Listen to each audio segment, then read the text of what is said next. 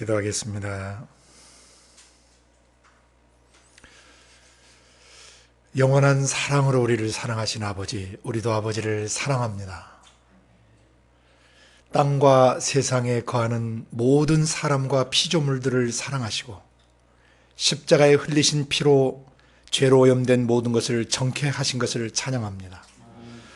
우리 모두를 예수 그리스도의 십자가의 피로 거룩하게 만들어주시고 그 피 속에 있는 영원한 생명으로 다시 영원히 살게 해주신 은혜를 찬양합니다. 아버지, 우리 자신과 온 세상 나라와 민족 속에 예수 그리스도를 마음으로 믿고 또 거듭난 모든 형제자매들을 오늘 성령과 말씀으로 축복하시기를 기도합니다. 우리를 하나님의 아들답고 딸다운 자녀로 삼아주셨으니 이제 아버지의 역사를 감당할 수 있는 일꾼으로 자라게 해주시고 죄와 죽음과 질병과 저주에서 사람을 낚아올리며 또 추수할 영혼들을 추수할 수 있도록 기름 부어주시고, 그리고 우리가 아버지와 함께 공동 통치할 수 있는 지도력을 회복시켜 주셨사오니 아비의 마음과 어미의 마음을 가진 참된 지도자로, 그리스도의 성숙하신 분량이 충만한 지도자로 자라게 해주시기를 기도합니다. 오늘 드리는 이 예배를 통해서 아버지, 우리가 또 그렇게 자녀됨에서 일꾼됨으로 일꾼됨에서 지도자로 회복받기를 원합니다. 회복되어지기를 원합니다. 성령과 말씀으로 우리를 그렇게 세워주시고 온 세상 나라와 민족 속에 있는 그리스도의 몸된 교회 안의 지체자매 형제자매들을 그렇게 세워주시옵소서. 특별히 이 나라 민족교회와 북한 땅의 지하교회 형제자매들과 그리고 온 세상 나라와 민족에서 복음 전하시는 선교사님들과 그 가정과 사역과 현지의 형제자매들 위에 성령과 말씀으로 새롭게 해주시는 은혜가 있게 해주시며 자녀되고 일꾼되고 지도자ውን 지도자로 기름 부어주시는 은혜가 있게 하여 주시옵소서. 오늘도 아버지, 우리가 꼭 들어야 될 음성을 가르쳐 주시길 원합니다. 성령으로 가르쳐 주시고 성령으로 우리 속에 말씀을 새겨 주시옵소서. 감사하고 예수님의 이름으로 기도드리옵나이다. 아멘. 주님 사랑으로 여러분을 사랑합니다. 강의를 들어가기 전에 우리가 항상 가슴속에 기억해야 될 영원한 복음, 저는 이것을 개인적으로 갈보리 선언이라고 부르고 싶습니다. 갈보리 선언. 그 갈보리에서 우리 주 예수 그리스도께서 우리의 몸과 마음 속에서 우리를 더럽히고 우리를 괴롭히고 우리를 파괴시키는 모든 죄를 그 십자가 극형틀에 처형시키셨다는 것입니다. 아주 단순한 복음입니다. 그래서 하나님의 형상과 모양으로 창조됐던 사람들 속에 죄가 들어오는 순간, 창세기 3장에 죄가 들어오는 순간 어떻게 사람의 지정의가 마귀적 지정의와 뒤섞여서 마귀화되어 버렸는가. 그리고 인류 역사라고 하는 그 역사의 흐름, 역사 전체가 죄로 오염되고 죄로 파괴된 역사였다. 그러나 하나님께서 자신의 품속에 있던 그 말씀을 성령으로 육신 입히셔가지고 그 육신의 죄를 정하셔서 십자가에 죽게 하심으로 사람의 육체와 마음 속에서 경험되는 모든 죄와 죄가 남긴 저주들을 그 십자가에서 다 처리해버리셨다. 우리는 이것을 갈보리 선언이라고 부르는 것입니다. 그리스도의 십자가의 죽으심을 통한 갈보리 선언은 너는 모든 죄로부터 자유케 됐다. 너는 모든 저주로부터 자유케 됐다. 네 조상의 모든 저주로부터 넌 자유케 됐으며 네게 남겨진 죄가 남긴 못된 성격, 못된 기질, 못된 습성, 못된 성향까지 다 십자가에 영원히 처형된 것이다. 내가 네 믿는 네 속에 영으로 들어와서 네 마음 속에서 피오르는 모든 어둠들, 특별히 미움이나 분노, 짜증이나 신경질, 음란한 것들, 탐욕적인 것들, 정욕적인 것들, 자기중심적인, 이기적인 것들, 자기를 신격화시키고 자기를 신처럼 스스로 우상화시키는 그런 모든 저주들, 그리고 절망, 좌절, 우울함들, 내면세계의 불안, 안정감이 깨어진 삶들, 그리고 깊이 내재 있는 슬픔이나 한맺힘들, 서러움들, 외로움들, 고독, 이런 모든 것들을 예수님이 십자가에 다 죽이셨다는 것입니다. 그리고 그 저주로부터 나의 영혼을 자유케 하셨다는 사실입니다. 내 마음속에 성령으로 들어오셔서 네 마음속에서 피오르는 거 그거 너 아니다. 네게로부터 나오는 거 아니다. 그건 마귀의 영으로부터 나오는 것이다. 그리고 네 마음속에 피오르는 그 문제가 너를 괴롭히지 못하도록 내가 십자가에 처형한 것이다. 십자가에 끝내버린 것이다. 너는 자유다. 너는 해방되었다. 너는 그 모든 네 마음속의 번민이나 갈등, 염려, 불안으로부터 자유케 되었단다. 성령이 우리 속에 들어오셔서 갈보리 십자가 선언을 해주시는 것을 들어야 된다는 것이죠. 이 복음을 항상 기억해야 됩니다. 왜 이것이 복된 소식, 왜 기쁨의 소식, 왜 환희의 소식인가? 내 속에 육신 입고 사는 날 동안 내 마음속에 끝없이 그런 것이 피어오르고 내 마음에 침투에 들어오려고 하지만은 그 모든 죄에 속한 것들, 마귀의 영에서 흘러나오는 마귀적 생각과 감정과 의지들이 십자가에 처형됐다는 것과 성령님이 내 안에 계셔서 분초마다 나를 그 저주로부터 자유케 하신다는 사실이에요. 이제는 내 마음의 언덕 갈보리에서 내 주에 계시는 성령께서 그리스도의 십자가 사역을 완성하시고 또 그것이 이미 자유케 됐다라고, 우리가 죄로부터 자유케 됐다라고 선언해 주시는 사역을 하고 계시는 것입니다. 우리를 인쳐 주시고 보증해 주시면서 우리 영혼이 자유케 됐다라고 선언해 주십니다. 그래서 여러분도 또 지나온 한 주 살아오면서 또 이 한 주 살아가는 날 동안 또 지상에 남은 삶을 살아가는 날 동안 항상 이 갈보리 선언, 성령님이 선포하시는 이 갈보리 선언, 갈보리의 십자가에서 너의 모든 죄와 저주, 질병 그리고 죽음까지 끝냈다라는 이 선언을 항상 되뇌이시기를 예수님의 이름으로 축복합니다. 항상 선언하셔야 돼요. 피 오를 때마다 이것은 내가 아니다. 나는 자유케 됐다. 나의 옛사람은 죽었다. 여러분 스스로 자아를 죽이려고 하시면 여러분 스스로 신이 되려고 하는 죄를 짓는 것이에요.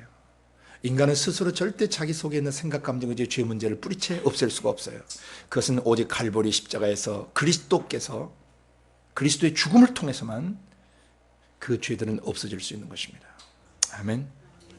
지난 시간에 이어 계속 갑니다. 지금 우리가 다루고 있는 본문들은 예수님이 밤이 맞도록 기도하시고 사도들을 세우셔서 하나님 나라의 지상 지도력을 발휘해야 되는 사도분들이 어떤 지도자야 되고 지도자로서 어떤 삶을 살아내야 하는가를 지금 가르쳐주고 있는 것입니다. 물론 이 산상수훈의 설교는 지도자된 사도들이나 제자들만 듣고 있는 것이 아니라 여기에 참석했던 모든 군중들이 함께 듣고 있다는 것을 기억해야 할 것입니다. 그래서 이것은 지도자에게만 주시는 메시지가 아니라 이걸 듣는 성도들도 지도자가 어떤 지도자가 정말 하나님이 세우신 지도자고 내가 따라야 될 지도자되고 또 내가 또 순종해야 될 지도자인가를 분명히 구별할 줄 알아야 된다는 것입니다. 아멘. 지도자는 마태복음 5장에서 어떤 기준의 사람인가, 팔복의 성품을 가지고 있어야 하고 그 다음에 그것이 소금으로 그 속에 먹어서 그 성품이 그 안에 배어들어서 맛을 내고 또 다른 사람의 영혼에 그런 마귀적 성품이 자리 잡지 못하도록 부패를 방지해주는 그런 역할을 하는 사람이 진짜 사도고 진짜 하나님 나라의 지상 지도자들이다. 그리고 또 그것이 그 8가지 팔복의 성품이 내면 세계 생각이나 감정, 의지 속에 자리 잡고 배어들었다면 그것은 반드시 뭐하게 돼 있다? 밖으로 발산되게 돼 있다. 빛으로 드러나게 돼 있다. 그의 심령의 가난함이, 그의 애통하는 심장이, 그의 온유함이, 그의 의에 줄이고 목마름이, 그의 긍휼히 여김이, 그의 청결한 심령이, 그리고 화평케함이, 그리고 의로운 일을 하다가 핍박을 받고 고난을 당할 때 기뻐하고 즐거워할 줄 아는 그런 삶 자체가 그에게서 나타나는 삶의 빛이고 영적인 빛이다. 그래서 그런 문제 때문에 어둠 속에 헤매는 형제 자매들의 영혼에 등대와 같이 빛을 비추는 역할을 해야 돼서 예수님이 그 지도자들에게 먼저 You are the light of the world. 너희는 그 세상의 빛이다 라고 말씀하셨던 것이죠. 어떤 빛인가? 8가지 성품을 반사할 줄 아는 빛이어야 되고 이 빛이 있을 때 구약 성경에 대한 올바른 해석을 할 수 있다는 것이죠. 그런 성품이 제대로 돼 있지 않는 상태에서는 하나님의 말씀을 머리통으로는 연구하고 머리통으로는 정립하고 논리적으로는 정립할 수 있을지 모르지만 하나님의 심장에 그 성품이 배어들게 할 수는 없다는 것이죠. 사람들 속에 그 성품이 경험돼 하나님을 맛보아 알게 하는 것을 하기가 어렵다는 것입니다. 그러나 성령께서는 어떤 사람과 역사하시냐면은 그 팔복의 성품이 소금처럼 베어들고 맛으로 베어들고 빛으로 발산되는 그런 삶을 가진 사람들에게 기록된 말씀, 자기의 심장에서 표현해내셨던 그 말씀을 깨닫게 하시고 조명해 주신다는 거예요. 서기관과 바리새인들도 신학을 하고 그들이 공부를 했지만 하나님이 그들을 통해서 하나님의 성품을 계시하실 수는 없었어요. 그러나 여기 세워진 사도분들에게 너희는 제일 먼저 팔복의 성품을 너희 안에 가진 지도자가 되어서 구약 성경을 올바로 해석할 줄 알고 구약 성경에 정통한 사역자가 되어야 된다. 구약 성경을 폐기하거나 구약 성경의 일부를 잘못 해석하는 오류를 범해서는 안 된다. 그렇게 되면 영혼을 지옥 가게 할 수도 있다.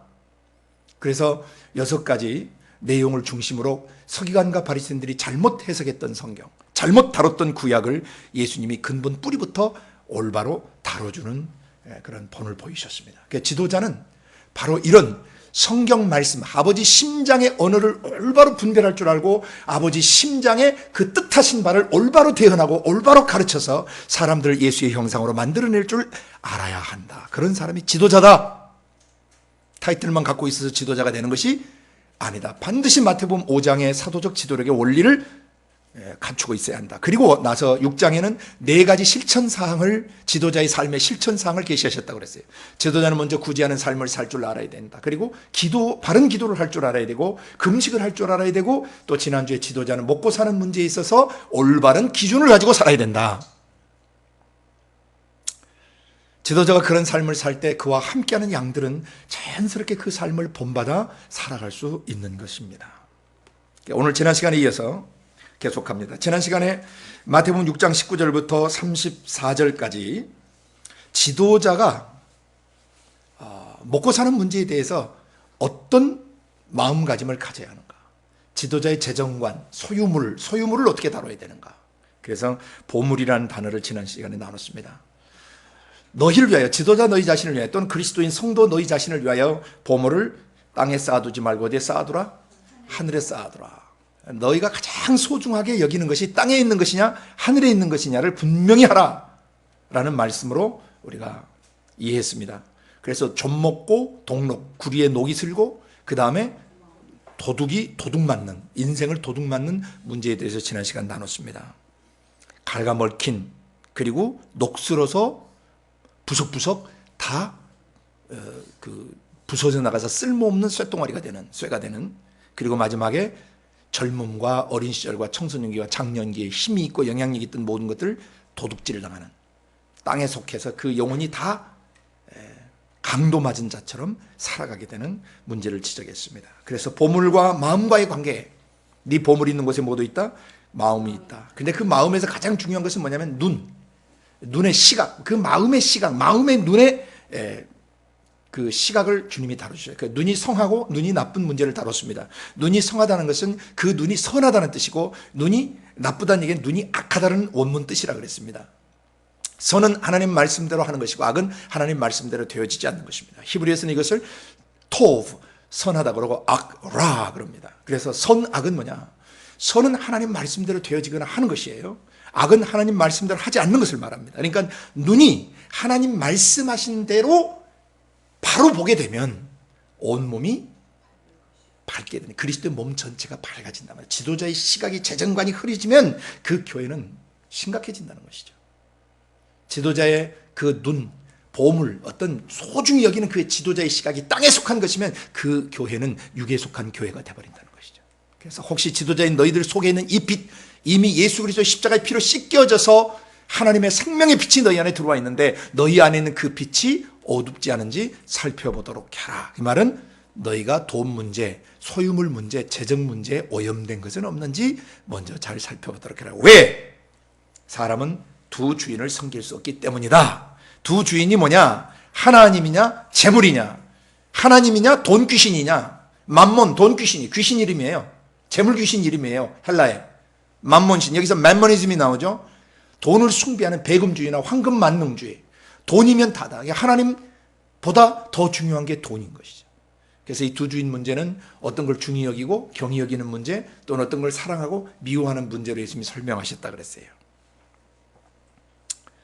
오늘 현대시대 교회들 안에 얼마나 많은 이 재정이나 세습, 이 재정에 관해서 이 소유물 때문에 결국 그런 거거든요. 자기가 애써 번 것을 남에게 줄 수 없다는 것이죠. 그분 깊이 회개하지 않으면 그 근본 태도와 자세가 하나님 앞에 다뤄지게 될 것입니다. 하나님이냐 재물이냐. 하나님의 영광이 가려지면 재물을 뭐 해야 돼요? 과감히 버려야 되는 것이죠. 명예도 과감히 버려야 되는 것이죠. 하나님의 영광이 가려지고 있어요. 하나님의 영광이 가려지든 말든 돈을 쥐고 있는 자는 그 돈과 함께 멸망할 것입니다. 성령으로 시작했다 육으로 마치는 자예요. 발람의 길을 쫓아가는 자라 말입니다. 오늘 이제 본문 좀 이따 다루겠지만 말이죠. 그래서 이 19절부터 24절까지 단락에서는 지도자의 재정관, 하나님이냐 재물이냐 둘 중에 하나를 지도자는 명확하게 택하고 있어야 된다는 거죠. 하나님은 모든 재물의 근원이 되신 분이고 재물이나 소유물이나 돈이나 명예나 권력, 세상의 모든 가지고 있는 것들은 하나님 되신 분으로부터 흘러나온 부산물에 불과하단 말이죠. 하나님을 택할 것인가 부산물을 택할 것인가. 하나님이 아닌 다른 것을 하나님 삼으면 그것이 우상숭배고 우상숭배를 행하는 자는 거룩한 성에 들어감을 제햄당해요. 25절부터 34절 지난주 단락에 염려 문제를 다뤘습니다. 염려하지 말라. 무엇을 먹을까 무엇을 마실까 염려하지 말라. 왜 염려해요? 하나님이 그것을 공급하신다는 것을 믿지 않는 것이죠. 자기가 단도를 해야 되고 자기가 노후 대책을 세워야 되고 자기가 이 교회에서 어떤지 자기 그 살 국리를 찾아야 되고 자기 단도리를 해야 되는 것이에요. 그러니까 그 사람은 이미 우상을 숭배하고 있는 것입니다. 그 사람은 지도자일 수 없는 것이에요. 그런 가짜 지도자였던 것이죠. 거짓된 지도자였던 것이죠. 성령으로 시작했다 육체로 마치는 거짓된 지도자였던 것이에요.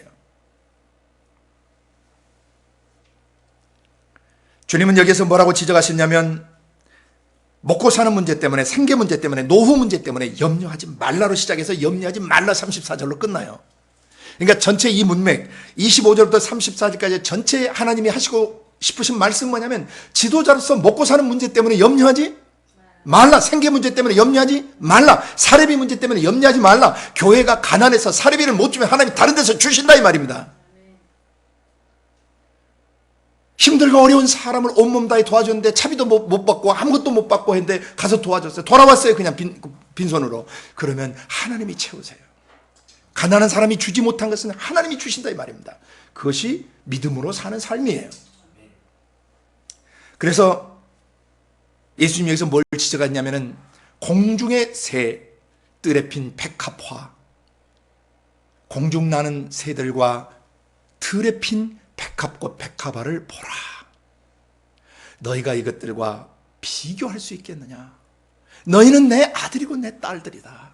아니 어느 아버지가 자기 자식을 먹이지 않고 입히지 않는 아버지가 있겠느냐? 저 공중의 새와 들풀도 먹이고 입히고 창고도 없고 저장하는 것도 없고 저금 통장도 그들은 없는데 그들은 아무 염려하지 않고 아버지 하나님을 절대적으로 믿고 행복에 살다 그들의 일생을 마친다 이 말이죠. 오늘 있다가 내일 던지우는 아궁이에 던지우는 들풀도 하나님이 영화롭게 옷 입히시고 꽃으로 옷 입히시고 향기로 옷 입히시는데 하물며 너희일까 보냐? 믿음이 적은 자들아. 지도자 안에 하나님을 향한 절대 신뢰, 절대 믿음이 생기지 않으면 반드시 재정적인 문제가 생겨요. 그러니까 돈 문제는 단순한 돈 문제가 아니에요. 진짜 하나님을 믿는가 안 믿는가, 진짜 믿음을 가진 자가 가짜 믿음을 가진 자가 드러나요. 돈 문제 가면 딱 알아요. 수없이 믿음을 얘기했지만 그가 마지막까지 페이스 미션, 믿음으로 사는 삶을 살아내고 있지 않다면 그는 거짓 선지자였고 거짓 선생이었던 것이죠. 그러면서 방안을 주셨습니다. 그러면 막 살면 되느냐? 아무 일도 안 하고 그러면 믿습니다 하고 살면 되는 것이냐? 그 얘기가 아니에요. 그래서 주님이 대안책을 주세요. 먼저 그의 나라를 구하라. 그리고 그의 의를 구하라 그랬어요. 해야 될 일이 있어요. 뭐 해야 돼요? 구하는 문제예요. 뭐 두 가지를 구해야 돼요. 무책임하게 그냥 하나님이 다 공급해 주시고 감떨어져 받아먹기 위해서 기다리는 어떤 어리석은 사람처럼 하나님이 다 주실 것이니까 나는 무책임하게 살아도 된다. 이런 뜻이 아니에요. 구해야 될 게 있어요. 두 가지를 구해야 돼요. 뭘 구해야 돼요? 그렇습니다. 그분의 나라, 아버지 하나님의 나라. 아버지 하나님의 통치, 아버지 하나님이 다스려 주시도록 구해야 된다는 겁니다. 하나님 재정적으로 어렵습니다. 상황이 어렵습니다. 이런 문제가 있습니다. 이 문제를 뭐 해 주십시오? 다스려 주십시오. 주관해 주십시오. 아버지가 통치해 주십시오. 라고 이 문제, 내가 겪고 있는 이런 재정적인 문제든지 먹고 사는 문제든지 무슨 문제든지 먼저 뭘 구해야 돼? 아버지가 주관해 주시고 아버지가 다스려 주시도록 구하라는 겁니다. 그리고 또 하나 구해야 될 게 있어요. 아버지의 통치를 네가 구할 때, 아버지께서 다스려 주시고 주관해 주시도록 이 문제를 해결해 주시도록 구할 때 네가 주의해야 될 것이 있다. 주의를 기울여야 될 게 있다. 뭐예요? 그분의 의, His righteousness. 아버지 하나님이 말씀하시는 의. 아버지가 의롭게 보시는 것. 죄 없이 올바른 상태를 의라 그래요. 아버지 앞에서 뭐가 없어야 된다는 거예요? 죄 없이 올바른 삶을 살도록 네가 그걸 구하라는 거예요. 올바른 삶을 구하, 의를 구하라는 거예요. 하나님이 보실 때 죄 없이 올바른 기준을 따라 네가 살아가라는 얘기입니다. 그러면 뭐 하겠다? All these things will be added unto you. 이 모든 것이 네게 더해지겠다는 거예요. 먹는 거, 마시는 거, 입는 거. 저는 지나온 30여 년의 삶을 통해서 이것을 제가 강력하게 간증할 수 있어요.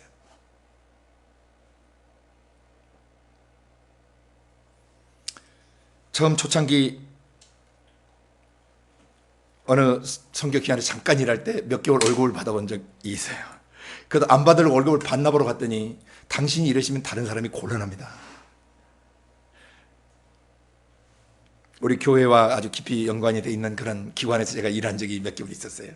평생 월급을 안 받고 살다 거기서 월급을 받으니까 너무 불편해서 나 이거 월급 안 받고 그냥 사역하겠다고 그랬더니 당신은 좋은데 다른 사람 그럼 어떻게 했냐는 거예요. 그래서 할 수 없이 몇 개를 받다가 그냥 그만뒀어요. 제가 그냥 그만둬서 일을. 그러니까 어떤 사람은 하나님이 직장생활을 하면서 또는 월급을 받으면서 일하라고 하는 사람이 있지만 어떤 사람은 월급 받지 말고 일하라고 그러면 네 하면 돼요. 어느 쪽도 괜찮아요. 그러니까 하나님마다 사람마다 하나님께로부터 각각 부름받는 것들이 있다는 것이죠.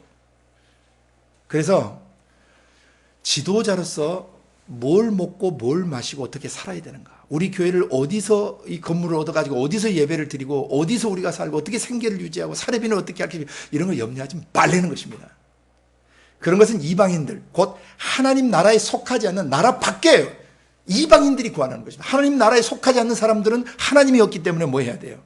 지가 스스로 단돌이 다 해야 돼요. 그러나 사역자들 하나님이 하나님 나라의 일을 위해서 전임으로 부름받은 부르신 이 사역자들은 뭐 해야 돼요? 나의 삶을 주관하시옵소서, 나의 삶을 다스리시옵소서, 나를 이끄시옵소서라고 seek ye first His kingdom. 그분의 나라를 먼저, 그분의 통치를 먼저 구하라는 거예요. 그리고 하나님이 통치해 가실 때 뭐가 있으면 안 돼요? 죄가 있으면 안 돼요. 정결하고 거룩하게 살아야 돼요. 남을 조종해서 돈을 헌금하게 만든다든지 뭔가 병자들 위해서 기도해주고 은근히 돈을 받아는 이건 쎄비는 거예요. 남의 거. 강도짓하는 것입니다.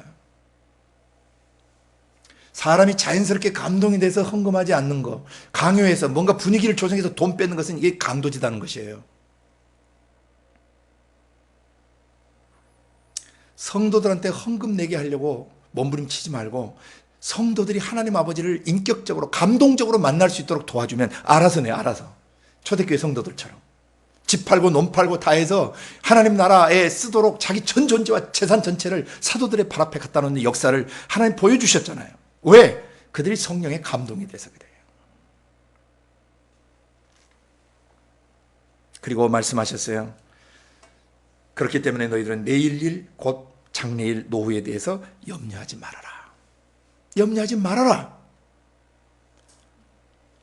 오늘 괴로운 거 오늘로서도 촉하다. 내일 일은 내일 염려해라. 그 말은 염려하지 말라는 강력한 표현이세요. 이제 오늘 이어서 보는 부분들은 뭐냐면 지금까지 이제 지난 시간까지 우리가 우리의 그 지도자뿐만 아니라 모든 그리스도인들이 먹고 입고 마시고 또 어디 가서 살고 또 생필품들을 어떻게 하고 이런 모든 문제들, 이건 하늘 아버지께서 이 모든 것을 뭐 하신다는 거? 공급해 주시고 더해 주시고 필요할 때 다 주신다는 것을 믿는 믿음을 가지고 살아야 된다는 거예요. 일하지 않고 그냥 무책임하게 게으르게 산다는 뜻이 아니에요. 하나님이 나를 다스려 주시도록, 내 삶을 주관해 주시도록 구해야 돼요. 그리고 거기에 조건이 하나 있는데 죄 없는 삶을 살아야 공급이 된다는 것입니다. 천국 정부로부터. 그래서 염려 없이 믿음으로 살아가는 이제 실제 삶. 우리가 지금 계속 뭘 배우고 있냐면은 재정의 어떤 원리, 실제적인 원리나 또는 그 삶에 적용하는 실천편들을 지금 같이 우리가 다뤄가고 있는 것이에요. 그러니까 오늘은 예수님의 그 마태복음 6장 19절부터 34절까지 재정에 대한 이 부분을 원리라고 우리가 규정한다면, 재정에 대한 원리예요. 원리라면 이제부터 오늘은 실천편을 오늘부터 좀 다뤄가도록 할 거예요. 오늘 이 시간에 다 다루면 다루고 안 가면 다음 시간 좀 더 시간을 내서 다루도록 하겠습니다. 왜냐하면 그냥 아웃라인 스케치만 하고 지나가려고 했는데 성령께서 이 부분에 대해서 좀 더 자상하게 좀 나누기를 원하시는 것 같아서 다시 준비를 했습니다. 염려 없이 하나님 아버지께서 모든 걸 공급해 주신다는 것을 믿음으로 살아가는 삶을 우리가 현 시대 faith 미션이라고 불러요. 믿음으로 하는 선교다 이 말이죠. 믿음으로 살아가는 삶이에요. 사명 수행을 위해서 아버지께서 모든 걸 공급하시고 채워주신다는 것을 믿는 믿음의 삶을 우리가 faith mission이라고 해요. 영어의 faith mission. faith는 믿음이고 mission은 선교, 사명 이런 뜻이죠. 사명 수행을 위해서 아버지께서 모든 것을 공급해 주신다는 것을 믿는 믿음의 삶을 이제 우리가 faith mission이라고 불러요. 우리 국제예수 공동체 저 자신과 모든 사역자들은 앞으로 주님이 오실 때까지 이렇게 살도록 부름을 받았어요. 마태복음 6장 19절에서 34절 원리대로 우리는 계속 살아갈 것입니다. 예. 그래서 아무도 월급 주거나 월급 받지 않습니다. 앞으로 혹시 이 사역에 헌신하려고 하시는 분들은 오늘 이 말씀을 잘 들으셔야 합니다. 거기 가면 그래도 조금 국물이라도 좀 지원해 주지 않나. 국물도 없습니다. 노수입니다. 그러나 한 가지 명백하게 얘기할 수 있습니다. 아버지가 반드시 채워주신다는 겁니다. 자, 이미 살아온 여러 사역자들도 그 시대 강력히 증거하실 수 있죠? 주일마다 우리가 감사를 고백합니다. 처처없이 하나님이 먹고 입고 마시고 쓸 것을 풍성하게 공급해 주십니다. 지난 31년간 주님을 따라오고 사역을 해오면서 30여 년간 하나님이 정말 신실하게 공급을 해주셨어요. 그래서 오늘 이 지도자들에게 재정에 대한 이런 실제적인 이해, 또 실제적인 삶의 적용점들을 좀 나누려고 합니다. 예수님 자신이 페이스 미션으로 사셨고 사도들과 초대교회 성도들이 페이스 미션으로 살았습니다. 또 역사 속에 믿음으로 살아왔던 수많은 사람들이 있습니다. 프란치스코 팀들 뿐만 아니라 또 그 허슨 테일러를 중심으로 한 중국 선교의 수많은 선교사들이 하나님이 공급해 주시는 것을 절대적으로 믿고 살았습니다. 사람에게 구걸하지 않았다는 것입니다. 사람에게 기도 편지 써서 구자번호 알리고 하지 말라는 것입니다. 물론 하나님이 구자번호 쓰라 그러면 순종해야 합니다. 하나님이 쓰라고 하지 않았는데 자기가 염려되고 근심이 되고 불안해가지고 공급을 사람들한테 얻어내기 위하여 만약에 기도 편지에 은행 구자를 쓴다면 그건 부끄러운 줄 알아야 돼요. 그러나 하나님이 너는 그걸 써서 알리도록 해라 그랬으면 괜찮아요. 왜? 하늘 왕이 하라고 그랬으면 하면 되는 것입니다. 그러나 아직 저와 우리 팀에게는 아직 그렇게 하라고 말씀하시지 않기 때문에 우리는 마태복음 6장의 원리대로 그대로 살아갑니다. 나중에 너희는 좀 바꾸도록 하여라 그러면 또 순종할 것입니다. 지금까지는 아직 바꾸라고 말씀하시지 않았기 때문에 그대로 갑니다. 그러면 오늘 이 시대 속에 우리가 살아갈 때 주님의 그 사역을 해나가고 그러는데 또 이 세상 살아가야 되는데 먹고 사는 문제들을 그러므로 어떻게 다뤄야 할 것인가. 일단 구약에서 하나님이 재정을 공급하는 그런 원칙들을 계시해 놓으셨는데 이건 전에 제가 섬기던 선교단체에서 가르쳐 주셨던 거예요. 이것은 제 삶에 그대로 적용이 돼서 지난 그 20여 년간 이 기초들을 계속 가르치고 제가 제 삶으로 실천하고 있는 내용들인데 좀 나누고자 합니다. 구약 성경의 그 재정 공급의 원칙은 열왕기상 17장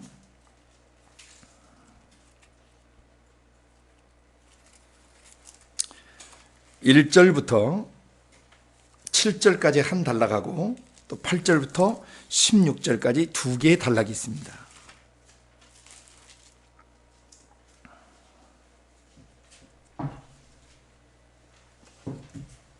시간상 제가 좀 필요한 부분들이 있겠습니다. 열왕기상 17장 1절부터 7절의 한 단락은 뭐냐면은 길르앗에 우거하는 자 중에 디셉 사람 엘리야가 아합에게 고하되 나의 섬기는 이스라엘 하나님 여호와의 사심을 가리켜 맹세하노니 내 말이 없으면 수년 동안 우로가 있지 아니하리라 하니라. 이제 이 땅에 비가 내리지 않겠다라고 아합 왕에게 경고장을 날렸습니다. 그러자 곧바로 2절에 여호와의 말씀이 엘리야에게 임했습니다. 너는 여기서 떠나라 그랬죠. 어디서? 너희 나라 북왕국에서 떠나라. 이스라엘에서 떠나라. 그리고 어디로 가라? 동쪽으로 가되 요단강 앞 그릿 시냇가에 숨어라. 그 시냇물을 마시라. 내가 거기다 동그라미를 치세요. 내가 까마귀들을 명하여 거기서 너를 먹이게 하리라. 누가? 내가 하나님 자신이 누구에게 명령 내려서? 까마귀들에게 명령을 내려서 너를 먹이게 하리라. 저가 여호와의 말씀과 같이 하여 곧 가서 요단 앞 그릿 시냇가에 몸을 매 까마귀들이 아침에도 떡과 고기를 저녁에도 떡과 고기를 가져왔고 저가 시내를 마셨더니 땅에 비가 내리지 아니하므로 얼마 후에 그 시내가 마르니라. 여기 1차 재정 공급의 원칙은 그릿 시냇가로 가라는 원칙이에요. 이것을 다른 말로 하면 까마귀를 통한 초자연적 공급이라고 말할 수 있어요. 하나님은 이 세상에 먹고 살 것이 없어지고 아무도 도와주지 않게 되면 누구를 시켜서? 까마귀를 시켜서도 먹을 것을 공급해 주실 수 있는 그런 분이시라는 것을 계시하신 겁니다. 이건 하나님의 초자연적인 공급이에요. 이것은 비슷한 사건이 구약 광야에서도 일어났어요, 안 일어났어요? 40여 년 가까운 시간 동안 그들은 광야에서 매일 만나와 메추라기를 먹는 은혜를 입었습니다. 그 외에도 하나님이 기적을 베푸신 일들은 수없이 많습니다. 그래서 재정을 하나님이 어떻게 공급하시는 공급자신가? 그렇게 다 온 세상이 가뭄 들고 먹고 살 것이 없어도 하나님은 먹고 살게 하실 수 있는 분이시다. 그래서 하나님의 첫 번째 재정 공급 원칙은 초자연적인 재정 공급입니다. 이것을 그릿 시냇가로 가라. 그래, 그릿 시냇가로 가라. 초자연적 재정 공급 방식이에요. 두 번째 8절부터인데 이건 시간상 다 읽지는 않겠습니다. 여러분이 잘 아는 사실이기 때문에 몇 절만 제가 읽습니다. 8절에 여호와의 말씀이 엘리야에게 임하여 가라사대 때 너는 일어나 시돈에 속한 사르밧으로 가서 거기 유하라. 이제 어디로 가라? 외국 땅으로 가도록 하여라. 시돈이라는 나라 거기 사르밧 지역으로 가서 유하라. 거기서 머물러라. 거기 또 9절에 내가가 나오죠. 내가 그곳 과부에게 명하여 너를 공개하게 하였느니라. 누가? 내가. 초자연적인 공급도 누가 하시고? 하나님이 하시고. 두 번째는 사르밧 과부에게로 가라. 두 번째는 사람을 통한 재정 공급이에요. 그것도 찢어지게 가난한 한 과부로부터 공급을 받게 하시고 나중에 그것을 공개했던 그 과부를 어떻게 축복하셔요? 기름으로 차고 넘치도록 축복하시죠. 자, 하나님 나라의 그 재정 공급 원칙은 이런 두 가지 기초를 기준으로 이루어집니다. 하나는 그릿 시냇가로 가라. 또 하나는 사르밧 과부에게로 가라. 첫 번째 그릿 시냇가로 가는 원칙은 초자연적인 공급 원칙이고 두 번째 사르밧 과부에게로 가라는 얘기는 사람을 통해서 재정 공급하는데 주로 하나님은 후자를 많이 쓰십니다. 사람을 통해서 공급하십니다. 그래서 하나님으로부터 음성을 듣고 자기의 가진 것들을 나누도록 흘러보내도록 플로잉하도록 지시를 받은 그 사람은 행복한 사람이에요. 또 그 사람을 통해서 공급을 받는 사람, 그 사람도 행복한 사람이에요. 그래서 서로 주고받음으로써 사랑과 신뢰를 돈독히 하게 하시고 서로 위탁되게 하시고 서로를 사랑하고 서로를 돌보는 책임감을 기르게 하시고 그러면서 서로 신실하신 하나님을 의지하게 만들어 주기 때문에 사람을 통한 재정 공급은 참으로 중요한 것입니다. 시간이 많지 않기 때문에 이것에 대해서 좀 더 구체적으로 신뢰를 들어가면서 얘기는 하지 않겠습니다. 여러분 이 두 가지 원칙만 일단 기억하시길 바랍니다. 구약의 재정 공급 원칙 두 가지 뭐예요? 초자연적인 공급도 사람을 통해서 공급하시는 거예요. 네, 사람을 통해서 공급받을 때는 주의하셔야 돼요. 여기는 지금 여러 가지 함정도 있고 미끼도 있고 그래서 여러분이 정결하고 깨끗한 심령으로 사람을 통해서 공급하는 재정들을 주의해서 잘 받으셔야 돼요. 자, 그리고 이제 세 번째 세 번째라는 얘기는 첫 번째는 예수님이 마태복음 6장에서 그 재정 그 사용의 실제적인 원리와 적용을 보여주셨다 그랬죠. 예수님 본보인 것이 첫 번째예요.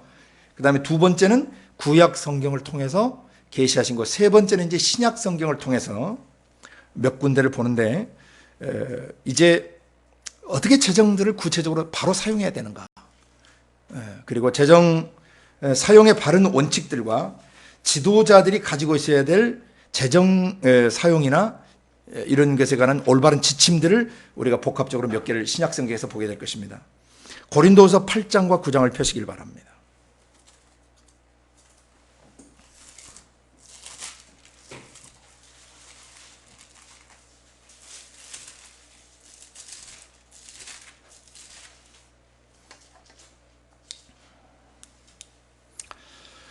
제가 시간상 쭉 읽으면서 바로 나가겠습니다. 8장 읽습니다. 형제들아, 하나님께서 마게도냐 교회들에게 주신 은혜를 우리가 너에게 알게 하노니. 이 마게도냐는 고린도 쪽에서 보면 저 북쪽 도예요. 전라남도, 전라북도, 경상남도, 경상북도 하듯이 요 남도는 아가야라는 도예요. 아가야 도의 핵심 교회가 어디였냐면 고린도 교회. 그 다음에 또 그 고린도에서 한 10여 킬로 떨어져 있는 겐그리아 교회가 있었어요. 아가야 도. 북쪽은 마게도냐 도입니다. Province of Macedonia. 마게도냐 도예요. 그래서 고린도 교회 형제들에게 편지를 할 때 하나님께서 마게도냐 저 북부에 있는 교회들에게 주신 은혜를 우리가 너에게 알게 하노니 환난의 많은 시련 가운데서 저희 넘치는 기쁨과 극한 가난이 저희로 풍성한 연보를 넘치도록 하게 하였느니라. 그러니까 저 북쪽에 있는 도에 있는 그 교회 형제자매들이 가난하지만 뭐 했어요? 예. 또 엄청난 환난 속에서도 뭐 했어요? 풍성한 연보를 냈다는 것입니다. 3절 내가 증거하노니 저희가 힘대로 할 뿐 아니라 했어요. 힘에 지나도록 차원했어요. 왜? 예루살렘에 있는 형제자매들이 기근 때문에 어려워서 먹고 살기가 힘들어졌다고 하니까 사람을 통해서 이제 하나님이 재정을 공급하시는데 이 형제자매들이 어떻게 했어요? 힘에 지나도록 누가 시켜서 했어요? 차원에서 했어요. 이런 원리를 잘 보시라는 거예요. 힘에 지나도록 자원하여 이 은혜와 성도 선교는 일에 참여함에 대하여 우리에게 간절히 구했단 말이죠. 예. 우리의 바라던 것뿐 아니라 저희가 먼저 자신을 주께 드리고 먼저 뭐예요? 예, 재물을 드리기 전에 먼저 자기 마음과 자기 자신을 하나님께 먼저 드리고 그 다음에 또 하나님의 뜻을 좇아 우리에게 그 연보를 재물을 물질을 전해 주었습니다. 이러므로 우리가 디도를 권하여 너희 가운데서 십자가에 쓴즉 이 은혜를 그대로 성취케 하라 하였노라. 북부교회 그대로 하십시오라고 명했다는 것입니다. 오직 너희는 믿음과 말과 지식과 모든 간절함과 우리를 사랑하는 이 모든 일에 풍성한 것 같이 이 은혜에도 풍성하게 할지니라. 고린도 교회에게 뭐라고 말씀하셨어요? 너희가 믿음도 많고 말빨도 뛰어나고 너희가 철학적인 지식들도 뛰어나고 세상 지식도 뛰어나고 또 그 모든 간절함을 가지고 있고 그래서 우리를 사랑하는 이 모든 일에 풍성한 것 같이 이 은혜 곧 재정을 플로잉하는 연보를 헌금을 흘러보내는 이 일에도 뭐 하기를 원하더라? 풍성하게 되기를 원한다. 그렇게 하라. 사실 내가 명령으로 말하는 것이 아니다. 오직 다른 이들의 간절함을 가지고 너희의 사랑의 진실함을 증명코자 함이로라. 너희가 진짜 하나님을 사랑하고 성도들을 사랑하고 형제자매를 사랑한다면 뭐 하게 돼 있다? 헌금을 하되 꾀죄짜게 돼 있다? 풍성하게 흘러보내게 돼 있다. 헌금이 꾀죄짜게 나오는 교회는 그 사람들 자체가 좀 문제가 있는 거예요. 연보를 할 때는 풍성하게 하는 것입니다. 9절 우리 주 예수 그리스도의 은혜를 너희가 알거니와 부요하신 자로서 너희를 위하여 가난하게 되시면 그의 가난함을 인하여 너희를 부요케 하려 하심이니라. 이 일에 내가 뜻만 보이노니 이것은 너희에게 유익함이라. 뭐가 유익해요? 재정을 플로잉하고 흘러보내는 것은 너희 영혼에 아주 유익하다는 겁니다. 너희가 1년 전에 행하기를 먼저 시작할 뿐이라. 사실 시작은 누가 먼저 했어요? 고린도 교회가 남쪽에 있는 교회들이 먼저 했어요. 그리고 또 원하기도 하였은즉 이제는 뭐하라? 행하기를 성취하라. 너희가 의사를 보이고 그렇게 하겠다고 했으면 이제 행동에 옮기라 그 말입니다. 마음에 원하는 것과 같이 성취하되 있는 대로 하라. 할 마음만 있으면 있는 대로 받으실 터이요 없는 것을 받지 아니하시리라.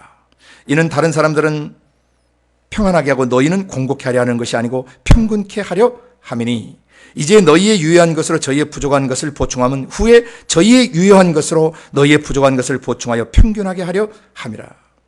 기록한 것 같이 많이 거둔 자도 남지 아니하고 적게 거둔 자도 모자라지 아니하였다 하니라. 그러니까 돈 많이 가지고 있어봤자 결국 남은 게 없고 적게 있는 것 같지만 부족한 거 없이 하나님이 역사해 주신다는 거예요. 구약 광야에서 막 욕심이 나가지고 만나를 많이 빠른 동작으로 많이 긁어모은 사람도 남는 게 없었고, 적게, 나 상대적으로 많이 가지니까 상대적으로 적게 가지가 되잖아요. 그래도 부족함이 없게 하셨다. 하나님이 서로 플로잉하게 되면, 서로 흘러보내게 되면 아무도 부족함이 없게 만들어준다는 것입니다. 우리나라에 남한에 굶는 사람이 있고 이 도시에 굶는 사람이 있다면 누가 움켜쥐고 흘러보내지 않기 때문이에요. 아시아 대륙에 가난한 나라가 있다는 얘기는 아시아 국가들 중에 어떤 나라들이 돈을 움켜쥐고 흘러보내지 않고 있다는 것이죠. 전 세계에 굶는 사람들이 있다는 얘기는 전 세계 교회들이 재정을 올바로 흘러보내지 않고 있기 때문이에요. 16절, 너희를 위하여 같은 간절함을 디도의 마음에도 주시는 하나님께 감사하노니 저가 권함을 받고 더욱 간절함으로 자원하여 너희에게 나갔고 또 저와 함께 한 형제를 보내었으니 이 사람은 복음으로서 모든 교회의 칭찬을 받는 자요. 헌금을 맡긴 사람은 아무나 맡기면 안 된다는 거죠. 모든 교회에 칭찬받고 검증된 형제예요. 19절, 이뿐 아니라 저는 동일한 주의 영광과 우리의 원을 나타내기 위하여 여러 교회의 택함을 입어, 한두 교회가 아니라 여러 교회들로부터 택함을 입어 우리의 맡은 은혜의 일로 우리와 동행하는 자라. 이것을 조심하면 우리의 맡은 이 거액의 연보로 인하여 아무도 우리를 회방하지 못하게 하려 함이니라. 사실 바울이 돈을 착복했다는 그런 나쁜 사람들이 있고 아주 못된 사람들이 있어서 고린도후서 이 편지를 좀 쓰고 있는 것이에요. 그 다음에 21절, 이는 우리가 주 앞에서만 아니라 사람 앞에서도 선한 일에 조심하려 함이라. 사람 앞에서도 재정이 투명해야 되고 하나님 앞에서도 투명해야 돼요. 22절, 또 저희와 함께 우리의 한 형제를 보내었노니 우리가 여러 가지 일에 그 간절한 것을 여러 번 시험하였거니와. 사역자가 되거나 이 중대한 직무를, 재정을 맡게 하는 사람은 여러 번 뭐 해봐야 돼요? 검증하고 시험해 봐야 된다는 것을 계시해 주고 있습니다. 그래서 이제 저가 너희를 크게 믿음으로 더욱 간절하니라. 디도로 말하면 나의 동무여 너희를 위한 나의 동역자의 우리 형제들로 말하면 여러 교회의 사자들이었는데 번역이 잘못됐어요. 원문은 사도들이에요. 헬라 원문은 사도들입니다. 여러 교회 사도들이요 그리스도의 영광이니라. 여러 교회 사도성을 지닌 형제와 자매들이 뭐 했어요? 이 거액의 연보를, 재정을 책임지고 다뤘다는 것입니다. 정말 사도적 지도력이 검증된 분들이 돈을 깨끗하게 다룰 수 있는 것이에요. 재정 문제가 깨끗하지 않는 목회자는 그건 사도일 수 없어요. 검증이 안 된 가짜 사도예요. 9장, 성도 섬기는 일에 대하여 내가 너희에게 쓸 필요가 없나니 이는 내가 너희의 원함을 알미라. 내가 너희를 위하여 마게도냐인들에게 저 남쪽 아가야에서는 1년 전부터 예비하였다가 자랑하였는데 과연 너희 열심히 퍽 많은 사람을 격동시켰느니라. 남부지방에서는 1년 전부터 예루살렘 형제자매들을 돕기 위해, 가나안 형제자매들을 돕기 위해 헌금했다 그러니까 북부 아가야도에 있는 형제들이, 북부 마게도냐도에 있는 형제들이 어떻게 했다고요? 감동을 받았단 말이죠. 3절, 그런데 지금 내가 이 준비된 형제들, 이 사도들을 보낸 것은 이 일에 너희를 위한 우리의 자랑이 헛되지 않고 내 말한 것 같이 준비하게 하려 함이니라. 그러니까 바울이 어디로 보낸 거예요? 남쪽 아가야도로 지금 사도들을 파송해서 보냈죠. 준비해둔 연보를 가져오게 하려고. 4절, 혹 마게도냐인들이 나와 함께 가서, 이 북부지방에 있는 교회 형제자매들이 나와 함께 너희 남부로 내려가서 너희의 준비치 아니한 것을 보면 너희는 고소하고 우리가 믿던 것에 부끄러움을 당할까 두려워하느라. 이 말만 그렇게 해놓고 이 실천은 안 하는 놈들이네라고 실망할 수 있다는 얘기죠. 5절, 이러므로 내가 이 형제들로 먼저 너희에게 가서 너희의 전에 약속한 연보를 미리 준비케 하도록 권면하는 것이 필요한 줄 생각하였느니 이렇게 준비해야 참 연보답고 억지가 아니니라. 갑자기 헌금합시다 돈 걷지 말라는 얘기죠. 그죠? 사전에 기도하게 오게 하고 하나님 안에서 결정하고 헌금하게 하라는 것이죠. 아멘. 자, 이제 6절부터가 아주 중요합니다. 잘 보시길 바랍니다. 이것이 곧 적게 심는 자는 뭐하고? 적게 거두고 많이 심는 자는 많이 거둔다는 말이로다. 각각 그 마음에 뭐 한다고 해야 돼요? 정한 대로. 이 심을 것은 뭐 해야 돼요? 각각 마음에 정한 대로 해야 됩니다. 인색함으로나 억지로 하지 말지니 하나님은 즐겨내는 자를 사랑하시느니라. 하나님이 능히 모든 은혜를 너희에게 넘치게 하시나니 이는 너희로 모든 일에 항상 모든 것이 넉넉하여 모든 착한 일을 넘치게 하게 하려 하심이니라. 왜 재정을, 자기 가진 소유물을 남에게 흘러보내게 하느냐? 왜 많이 가진 사람이 없는 사람에게, 가난한 사람에게 흘러보내게 하느냐? 뭐하게 하시려고?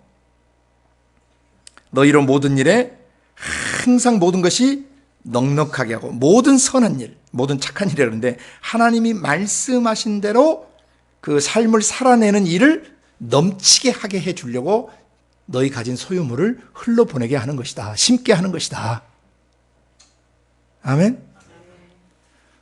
자기에게 있는 재정이 안 아까운 사람이 누가 있겠어요? 소중하지만 그 재정을 흘러보내는 삶을 살게 되면 두 가지 축복이 따라요. 그는 항상 모든 일에 넉넉하고 풍요롭고 여유 있는 삶을 살게 돼. 그건 제가 아주 강력하게 간증할 수 있어요. 30여 년 동안 그렇게 살아왔기 때문에. 그 다음에 모든 선한 일을 넘치게 하게 해요. 많은 사람을 따라오고 하나님 말씀대로 말씀도 증거하고 하나님 말씀대로 치유도 하나님 말씀대로 귀신도 내쫓고 하나님 말씀대로 능력도 행하고 하나님 말씀대로 엄청난 일들을 감당하는 축복이 온다는 것입니다. 물론 축복받기 위해서 헌금하는 것은 아닙니다. 바른 마음으로 그렇게 흘러보냈더니 주님이 이런 축복을 주시더라는 것이죠. 자, 9절 기록한 바 저가 흩어 가난한 자들에게 주었으니 그의 의가 영원토록 있느니라 함과 같다. 그가 의롭게 올바르게 사는 사람이라는 것이 증명된다는 뜻이에요. 예, 그냥 말로만 사랑하고 말로만 뭐 가난한 사람을 돌봐야 된다가 아니라 실제로 그가 행동에 옮겨 사는 것을 보니 그의 의로움이 뭐 하는 거예요? 예, 영원토록 있게 돼 증명되는 것이죠. 정말 저 사람 의로운 사람이다. 하나님 앞에 올바로 사는 사람이다. 10절이 이제 우리가 배우려고 하는 아주 중요한 또 원칙이에요. 재정 사용 원칙이에요. 아까는 재정 공급 원칙이었죠. 네? 이제는 올바른 재정 사용 원칙이에요. 돈을 어떻게 써야 되느냐? 10절이 바로 키예요. 심는 자에게 씨와 먹을 양식을 주시는 이가 너희 심을 것을 주사 풍성하게 하시고 너희 의의 열매를 더하게 하시리니 너희가 모든 일에 부요하여 너그럽게 연보를 하면 저희로 그 연보를 받는 사람으로 하여금 연보하는 우리들로 말미암아 하나님께 감사하게 하는 것이라. 재정 공급을 받으면 감사해요, 안 감사해요? 그래서 그의 삶이 감사의 삶이 된단 말입니다. 12절 이 봉사의 직무가 성도들의 부족한 것만 보충할 뿐 아니라 사람들의 하나님께 드리는 많은 감사를 인하여 넘쳤느니라. 단순히 돈 문제, 어떤 재정 공급 받는 것뿐만 아니라 하나님과의 관계가 어떻게 돼요? 더 신뢰하고 하나님을 더 사랑하고 하나님께 더 감사하는 삶을 만들어주게 된다는 겁니다. 돈으로 심고 영적인 것으로 거두는 거예요. 아멘. 13절 이 직무로 증거를 삼아 너희의 그리스도의 복음을 진실히 믿고 복종하는 것과 저희와 모든 사람을 섬기는 너희의 후한 저희와 모든 사람을 섬기는 너희의 후한 연보를 인하여 하나님께 영광을 돌리게 된다. 아멘. 정말 자기 가진 재정을 아낌없이 힘겹고 어려운 삶을 살아가는 형제자매들에게 흘러보내는 것은 그 사람이 그리스도의 복음을 진실히 믿고 있다는 증거고 또 하나는 그가 그 복음대로 복종하며 사는 삶이라는 것을 증명해 주는 것입니다. 그리고 또 그 후한 연보 때문에 사람들이 뭐 하게 돼요? 하나님께 영광을 돌리게 돼요. 아멘. 14절 또 저희가 너희를 위하여 뭐 하게 돼요? 기도해 주게 된단 말이죠. 하나님 이 재정을 흘러보내신 분을 축복합니다. 이분이 참 이런 사랑의 마음, 섬김의 마음, 주님의 마음을 가지고 제가 진짜 어렵고 힘든 때에 나를 도와주셨는데 저도 이 사랑 먹고 많은 사람을 그렇게 섬기겠습니다. 아멘. 그 사람을 위해서 기도해 주게 되고 간구해 주게 되고 하나님의 너희에게 주신 지극한 은혜를 위하여 너희를 사모하느니라. 그리워하고 사랑하게 된다는 거예요. 예? 나를 공급해 준 사람은 자기 삶을 나눠준 사람이에요. 서로 뭐 하게 돼요? 더 깊고 사랑하고 위탁하게 되고 서로 의지하게 되고 서로를 보살펴 주게 되면서 그리스도를 닮아가게 하는 것입니다. 15절 말할 수 없는 그분의 은사 선물을 인하여 하나님께 감사합니다 그랬어요. 여기서 재정 사용의 원칙은 10절 이렇게 연보를 심고 물질을 다른 사람에게 플로잉하고 흘러보내는 사람에게는 하나님이 두 가지를 주신다 그랬어요. 뭐와 뭐? 씨와 먹을 양식을 주신다. 그리고 심을 것을 주시되 어떻게 주셔요? 더 풍성하게 많이 주신다는 거예요. 그리고 그 삶의 의의 열매가 더하게 만들어줘요. 더 하나님을 닮아가게 만들어준다는 것입니다. 아멘.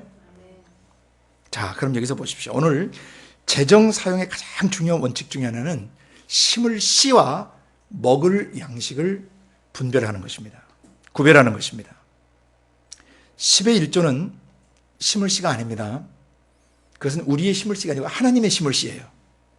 11조는 사람의 심을 씨가 아닙니다. 10의 1조는 하나님의 심을 씨, 하나님이 심으시는 거예요. 예. 그러니까 우리의 심을 씨는 뭐냐면, 그러니까 11조는 하나님의 것을 떼내는 거예요. 요새 지금 유튜브에서 아주 11조를 거짓되이 가르치는 사람들이 있어요. 11조가 폐해졌다는 둥, 뭐 11조는 뭐 예수님 자신이 11조 했다는 아주 회개망측한 이론과 논리를 가르치는 거짓 교사들과 거짓 선생들인데 절대 그런 거짓 선생들을 따라가면 안 됩니다. 마태복음 23장에서 예수님이 서기관과 바리새인들을 책망하시면서 분명히 얘기하셨습니다. 너희가 박하와 근처와 해양에 11조를 들이대 율법이 더 중요하게 여기는 바 의와 인과 신은 버렸도다. 이것도 행하고 저것도 버리지 말아야 될지. 그러니까 물질적 실제적인 11조도 하고 11조 정신도 지켜야 된다는 것이죠. 11조 하지 말라는 얘기가 아니에요. 예수님이 자기가 예수님 무슨 11조예요. 예수님이 논리가 깨지는데 그런 거짓된 논리를 받아들이면서 추종하는 사람들이 많아요. 말세에 기가 가려워서 자기들이 듣기 좋은 것을 쫓아가는 귀신의 가르침을 좇는 사람들이에요. 11조는 명확하게 하셔야 됩니다. 그냥 11조예요. 소유물의 10의 1조를 드리는 거예요. 하나님 앞에. 왜? 그 11조는 첫째, 구약 성경에는 세계 11조가 세 가지로 나오죠. 첫째는 레위인들에게 모든 소득의 11조를 주시게 되어 있어요. 전임사에 가는 사람들에게. 두 번째 11조는 1년 농사 추수가 끝나고 추수가 끝났을 때 그 추수 1년 전체 연소득의 10의 1조를 가지고 자기 가족들과 친척들과 예루살렘에 가서 먹고 마시도록 하는 축제에 쓰이는 11조예요. 1년에 대한 감사 축제에 쓰이는 11조인데 이 11조를 할 때 반드시 레위인을 기억하라 그랬어요. 기업이 없는 레위인들을 기억해서 같이 먹고 마시도록 하라. 그러니까 연말 결산이죠. 또 하나는 매 3년마다 하는 11조가 있어요. 그것은 구제 헌금의 성격을 띠고 있습니다.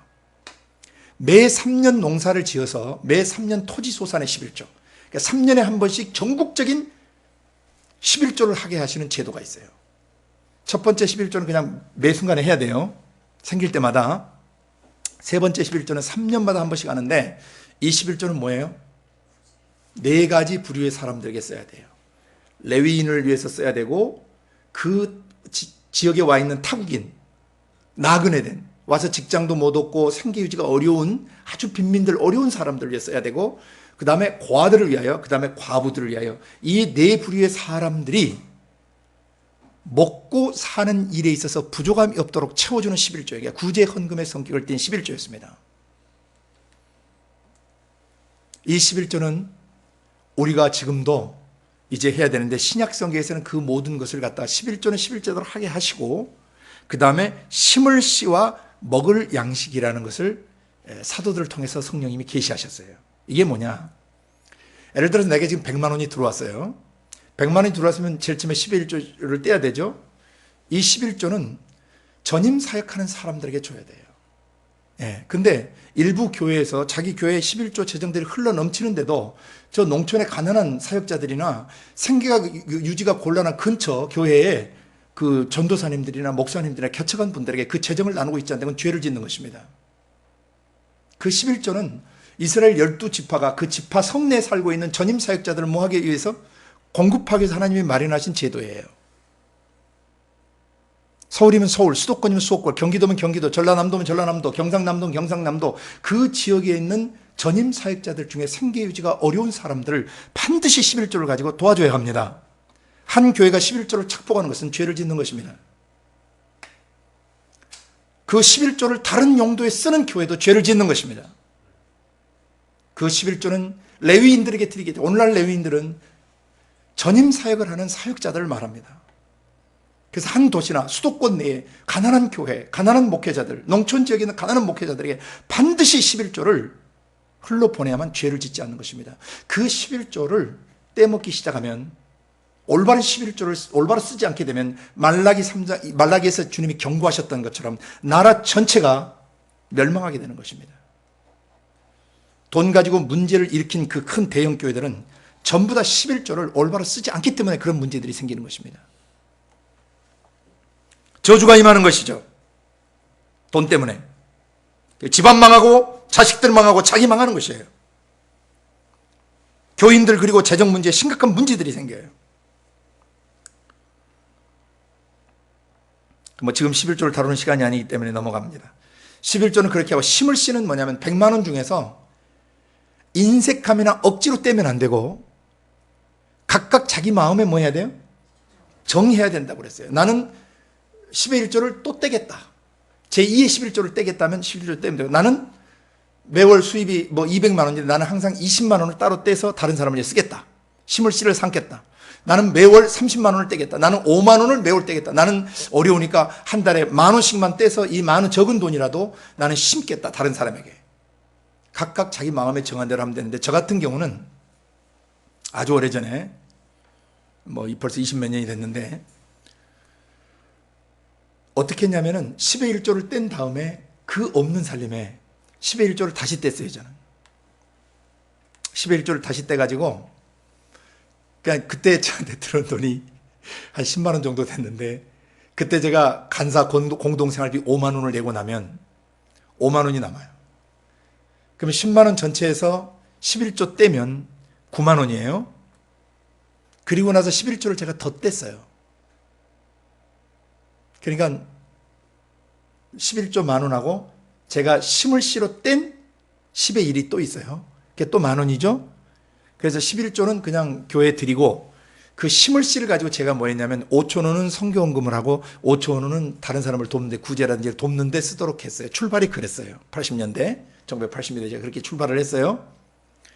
그렇게 한 1년간 2년 가는데 어려운 살림에서도 계속 떼내니까 결국 차비도 안 남죠. 그런데 한 번도 굶은 적이 없었던 기억입니다. 기억에 굶은 적이 없어요. 그러니까 다른 사람이 옷을 사오든지 화장품을 사다 주든지 목욕비를 내주든지 어떻게든 다 내가 돈을 안 내도 공급이 되도록 역사하시는 걸 보면서 편안했죠. 그래서 돈이 들어오면은 제일 먼저 11조를 떼야 돼요. 정직하게 떼서 이 11조를 1차적으로 자기 교회에 드려야 되지만, 이 교회가 이 11조를 굶어 죽는 다른 교역자들이 만약 보내지도 않고 있다면 여러분 주님께 다시 기도하셔야 됩니다. 또 자기 교회 교역자들이 생계가 곤란하고 있는데 그 11조를 다른 데 또 내고 있다. 이것도 죄를 짓는 거예요. 일단은 1차적으로 자기 섬기는 교회의 교역자들이나 사역자들 중에 생계 유지에 어려움이 없어야 합니다. 그 11조는 1차 용도가 그렇게 쓰이게 돼 있어요. 그리고 1년 연소득 다 해서 또 생긴 이득이 있다면 그 11조를 가지고 같이 나눠 먹는다 그랬죠. 연말에 파티도 열고 위로도 하고 격려도 하고, 그 다음에 3년에 한 번씩은 또 1년 전체 소득에 뭐를 해야 돼요? 소득의 11조를 떼서 1년 전체에 어떻게 하다가 소득이 한 100만 원이 생겼다 그래 봐요. 그럼 그 소득의 11조를 뭐 해야 돼요? 3년마다 한 번씩 떼서 반드시 구제, 이 네 부류의 사람에게, 전임사역자나 나그네 된 사람들, 우리 해외에서 3D 업종에 종사로 온 많은 나그네 타국인들이 있죠. 가난한 사람들, 그 다음에 고아들, 과부들에게 이 재정을 써야 된다는 것입니다. 이것은 생계 유지를 위해서 쓰는 그 사회 그 안전, 최소 안전 그 장치와 같은 거예요. 하나님 나라에. 그리고 온 세상 모든 사람들이 11조를 정직하게 내면 세금을 낼 필요가 없어져요. 그 11조를 안 하니까 세금이 20% 30% 세진 거예요. 모든 사람이 정직한 11조를 내버리면 전 세계가 재정적으로 절대 어려움을 겪지 않는다는 거죠. 전능하신 하나님이 만드신 제도입니다. 이 11조를 거짓되이 가르치기는 헛되이 가르쳐서 죄짓게 하면 안 됩니다. 11조 반드시 내야 합니다. 예. 참고로 저는 교회 담임 목사가 아니에요. 저는 성경을 가르치는 교사예요. 사역자예요. 그러니까 저는 담임 목사가 아니기 때문에 더 담대히 얘기할 수 있어요. 11조를 이상한 데 다른 데 쓰면 안 되고 올바로 써야 됩니다. 그리고 11조를 안 내고 자기 나름대로 헌금을 떼는 놈들은 불법을 저지른 놈들이에요. 하나님이 정하신 법을 반드시 따라 행해야 합니다. 그러나 심을 씨는 자기 마음대로 하면 됩니다. 심을 씨는 들어온 것들 중에서 내년에 이제 종자씨로 심을 것을 자기가 따로 둬야 된다는 거죠. 저는 어린 시절 시골에서 자랐습니다. 내년에 고구마 농사를 지어야 되고 감자 농사를 지어야 됩니다.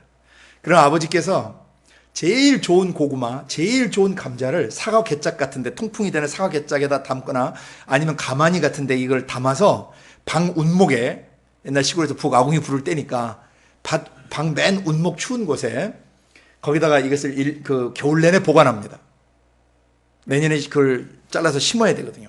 아무리 배가 고파도 이 심을 씨를 먹으면 안 됩니다. 그럼 내년에 농사를 지을 수가 거기다 쫄딱 굶게 되는 것입니다. 그래서 여러분에게 들어온 재정을 홀라당 먹어버리면 안 된다는 것입니다. 반드시 앞으로 오늘부터 뭘 떼셔야 돼요? 심을 씨를 떼셔야 돼요. 그 금액이 많으냐 적으냐는 상관없어요. 인색함으로 하면 안 돼요. 어거지로 하면 안 돼요. 뭐 해야 돼요? 자원하는 마음으로 각각 그 마음에 기도하면서 정해야 돼요. 그러니까 대개는 저처럼 10의 1조를 따로 떼시면서 출발하는 게 좋아요. 그렇게 1년이 지나요? 2년이 지나요? 그래도 먹고 사라지더라고요. 그래서 10의 2조를 뗐죠. 그러니까 11조까지 하면 10의 3조를 떼는 거예요. 나중에 10의 3조를 뗐어요. 또 1, 2년 지나다가 자신이 생긴 거죠. 그래도 안 굶으니까. 그러니까 하나님 편에서는 돈을 더 많이 주셔야 되는 거예요, 사실. 왜냐면 많이 흘러보내야 되니까. 그 나중에 10의 4조로 가려고 그랬더니 죽을 사자, 넉사자가 있어서 건너뛰었어요. 10의 5조로. 그러니 이제 내 소유물의 절반이 날아가는 거예요. 가뜩 돈도 없는데. 월급도 안 받고 사는데. 그 다음에 10의 5조를 가지고 한참 또 1, 2년 하다가 보니까 두렵지가 않아요. 그러면 반반을 나눠 갖는 게 조금 불편했어요. 남을 위해서 더 많이 써야지. 그래서 10의 6조를 딱 뗐더니 조금 위기감이 왔지만 또 1, 2년이 사라졌어요. 1년 정도인가 사라졌는가. 하여튼 뭐 문제없이 또 잘 사라져요. 뭐 아무 문제가 없어요. 올려도. 이거 재밌네. 그래서 그 다음에 보니까 이제 10의 6조를 떼면 11조 떼고 나면 10의 5조를 가지고 이제 심는 거잖아요. 그냥 남과 내가 반반씩 나눠 쓰는 거죠. 그래도 내가 쓰는 것보다 남이 쓰는 게 더 많아야 되지 않겠는가. 이런 자각이 왔어요. 그래서 이제 10의 7조를 떼는 거예요. 그럼 10의 1조 떼고 나서 10의 6조가 남에게 가고 10의 3조를 제가 먹는 거죠. 그때 좀 마음이 편안해져서 그렇게 살고 있어요. 앞으로 목표는 10의 9조를 심고 10의 1조로 사는 거예요. 아멘. 근데 실제로는 이미 10의 7, 8조 이상 9조까지 내면서 살게 돼요. 왜냐하면 중간에 쓴 돈들이 많거든요. 그런데 하나님이 그렇게 세월이 20몇 년이 흘렀는데 적게 심는 자는 뭐하고? 적게 거두고 많이 심었던 사람은 많이 거둬들이는데 제가 위기에 있고 어려운 순간에 있을 때 하나님이 신실한 분들을 통해서 많은 연보를 하나님께서 보내주셨어요. 그래서 저는 항상 제 집에 제가 머무는 곳에는 3개의 봉투가 있습니다. 하나는 11조 봉투가 항상 거기 금액이 준비되어 있어요. 금액이 지금 이제 통장에 이제 계속 넣어놔요. 11조 통장. 그 다음에 심을 씨 통장이 있어요. 그래서 필요할 때마다 보내는데 어떨 때는 뭐 어떤 사람은 몇백만 원 필요할 때도 있어요. 긴급하면 그거 모았다가 샥 또 흘러보내면 또 샥 차고 샥 흘러보내면 또 샥 차고 이게 재미가 보통이 아닙니다. 이 감사와 기쁨이 굉장합니다. 그래서 11조 봉투, 심을 씨 봉투, 그 다음에 먹을 양식. 이제 먹을 양식의 봉투는 제 지갑에 넣는 거죠. 그래서 오늘 여기 사도들을 통해서 가르쳐준 재정 사용의 원칙이에요. 반드시 재정이 들어오면 뭘 따로 떼라? 11조는 따로 떼고 그 다음에 심을 씨와 먹을 양식을 갈라라. 심을 씨는 각자 마음에 정하시면 돼요. 저처럼 10의 1조, 10의 2조, 10의 3조 단계적으로 높여가시면 돼요. 아무리 돈이 없어도 심기 시작하면 싹이 나요. 근데 심을 때는 아무데나 심으시면 안 돼요. 좋은 밭에 뿌리셔야 돼요. 예? 올바르지 않게 삶을 사는 사람에게 뿌리면 안 된다 이 말입니다. 돈을. 아무데나 헌금하지 말라는 거예요. 저는 주로 심을 씨를 어떻게 쓰냐면은 이제 가난하고 소외된 그런 사람들이나 또 재정이 필요한 선교사님들, 또 수술을 받거나 위기를 당한 사람들, 그 다음에 형제 자매들 옷도 사주고 신발도 사주고 그 다음에 먹을 것도 사줄 때 아주 골고루 쓰고, 경조금도 저는 전부 11조 심을 씨에서 내요. 축의금들, 경조금들, 위로금들, 또 이거 사주고 저거 사주는 거 다. 심을 씨 봉투를 가지고 나가지 않을 때는 내 먹을 양식에서 일단 지불하고 나중에 심을 씨에서 제가 찾아옵니다. 심을 씨 봉투에서. 그렇게 제가 재정 노트를 쓰기 시작한 지가 1983년부터 썼으니까 지금 31년 차 재정 노트를 제가 쓰고 있어요. 거기에는 수많은 역사가 담겨 있습니다. 여러분도 재정 노트를 하나 꼭 가지고 계시길 바라요. 내가 남에게 준 것은 쓸 필요 없어요. 남이 나에게 보내준 거, 볼펜 하나, 양말 하나, 속옷 하나, 밥 사준 거, 택시비 내준 거, 또는 버스 토큰비 내준 거까지 잊지 말고 하나님이 숱한 사람들을 통해서 공급하신 것을 잊지 말라는 거예요. 배은망덕한 사람이 되면 안 돼요. 한때 나의 삶에 작은 선을 베풀었던 그 분들을 향한 기도와 사랑이 변하면 안 돼요. 계속 기도해 드리는 것이죠. 제가 이 제자훈련학교 갔는데 강의를 하고 나면 학교 문방구에 금전 출납부가 그날 다 동이 나버립니다. 반드시 오늘부터 심을 실을 떼십시오. 오늘 유스트림이나 유튜브 방송을 통해서 오늘 이 방송을 들은 모든 형제 자매님들을 예수님의 사랑으로 권고합니다. 여러분의 들어오는 재정을 여러분이 반드시 10의 1조를 떼시기를 바라고, 그리고 심을 씨를 여러분이 각각 정하셔서, 부부가 각각 정하셔서 다른 사람의 삶에 흘러보내시기를 바랍니다.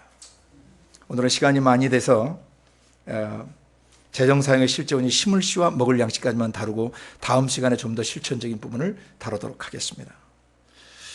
많이 심으셔서 풍성한 수확을 거둬들이시되 영육간에 풍성하셔서 아시아 대륙과 아프리카 대륙과 오세아니아와 유럽과 북미와 중남미 대륙 전체에 있는 전 세계 영혼들을 섬길 수 있는 여러분 되시기를 예수님의 이름으로 축복합니다.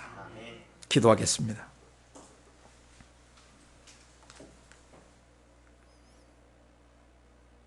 아버지, 먹고 사는 일에 염려하지 않겠습니다. 아버지 살아계시고 우리가 아버지의 나라를 구하고 아버지의 의를 구하는 한 이 세상 삶이 끝나는 날까지, 우리 노후의 일생이 끝나는 그 순간까지 이 모든 것을 풍성하게 공급해 주실 것을 믿습니다. 사람을 의지하지 않겠습니다. 사람에게 구걸하지 않겠습니다.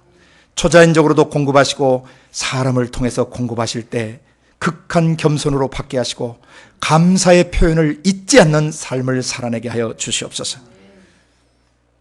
아름다운 것들을 선물 받고도 선을 악으로 갚거나 선한 것들을 공급받고도 감사할 줄 모르는 짐승 같은 삶을 살지 않게 하여 주시고,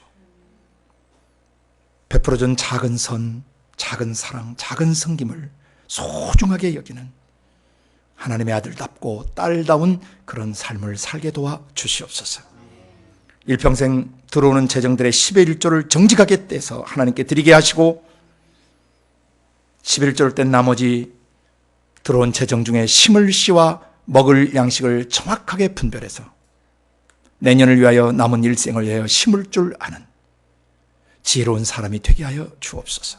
감사하고 예수님 이름으로 기도드리옵나이다.